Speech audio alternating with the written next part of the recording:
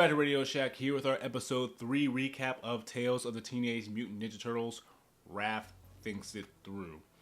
Now, Raphael being my favorite turtle of the group, just in general, but let's get into the episode. Hopefully we're in for the good one. But as we start the episode, we get the recap. I love in this episode when Raph tells his version of the story, and obviously he doesn't have his own way of how the others talk, but I love how his story is animated. It looks great. I would love to see an animated series that way. It's just, man, so good. But when Raph washes ashore, you see him cough up a little baby turtle, which I thought was weird. But he ends up getting captured by this version of the Purple Dragons. And not too far behind him is another Mechazoid, which also coughs up a baby turtle.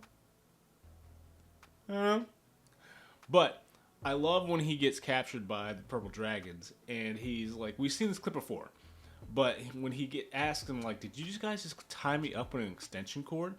And they're like, yeah, and he just like stands up and like busts out of it. I'm like, that had me dying, I'm not gonna lie, because it's such a Raph thing to do.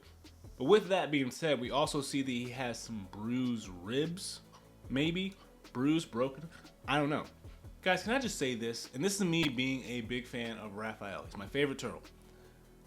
I'm not a big fan of how he is in this version of the Ninja Turtles, just because he always talks about how he has some anger to work out. He always talks about how he loves to fight.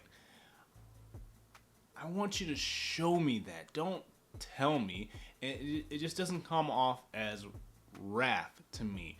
I just wish that was something that they would fix, but that's my minor complaint, really. As we continue on, they finally arrive at the base, and he gets tied up, and we meet this version of Hun. Now, I know there's going to be some complaints when it comes to this version of Hun, but either way, we've had multiple different versions, so let's just get to it. Now, in this version of Hun, he's kind of more gentler, more kind of. But has anyone noticed that he has a brick version of Plank from Ed, Edd n Eddy? As I was like, I love Ed, Edd n Eddy, by the way. One of my favorite shows. But I just thought it was funny that he has it. He kind of has a design like he's from that show, too. Either way, you see that Raph and Hun start to develop this type of rapport.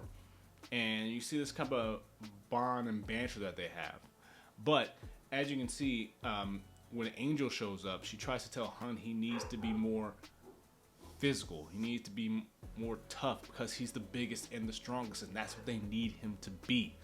And with that being said, Angel and Hun, they have great chemistry together. I really liked it.